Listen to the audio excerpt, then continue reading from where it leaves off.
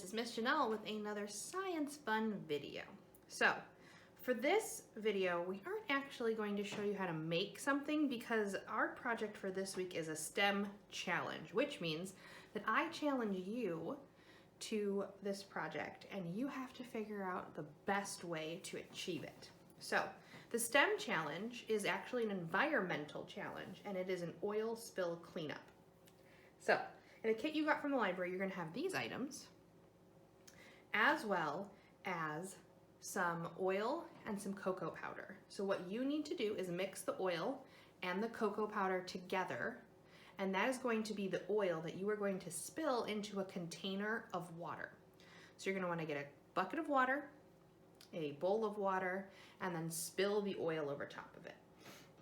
This challenge is going to show you how oil spills are actually cleaned up in the ocean. So approximately 4.9 million liters of oil are spilled into the ocean every single year. Oil destroys all of the mammals in the area, sea otters, birds. It exposes creatures to harsh elements, and without the ability for these creatures to repel water because they're coated in oil, oftentimes they'll get cold and they might die from hypothermia. Some animals might ingest it and they get sick.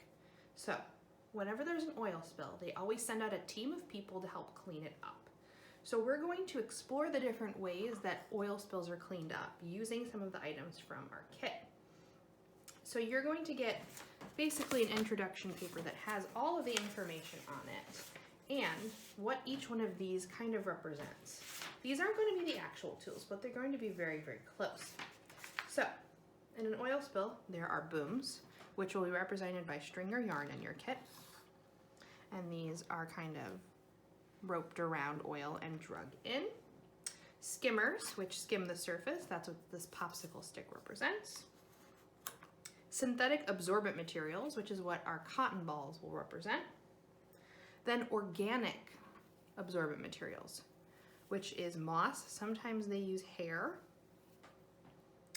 Dispersions, which is a soap. So you will have to make sure that you have soap if you want to use the dispersion.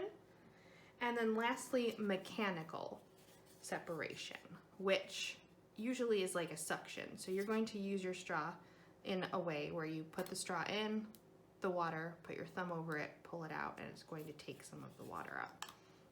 Now each one of these methods costs a different amount. So you're going to have to figure out which one is best to use, and you can only use $23 worth of supplies. So each one of these has a price next to it, and you'll find that on your information sheet. And you're going to figure out which is the best and if you can afford it on your budget. See, when people have to clean up oil spills, it's the responsibility of, whoever spilled the oil, the organizations nearby, maybe it's the country or a state, depending on where the oil is spilled.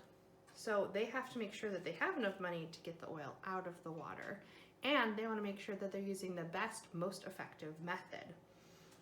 So set up your water, spill the oil, and look over the sheet and see which method will be best. And it's totally okay to test more than one method. And there's going to be a couple questions about each method, so you can kind of help deduce which would be a most effective method to clean up the oil spill. Now I want you to send me a picture of your oil spill and tell me what method you think is the best and most effective for cleanup. That is our Science Fun project for this month. We have some really exciting videos coming up this summer with NIU's science labs, so definitely stay tuned. There's going to be amazing videos from real life scientists.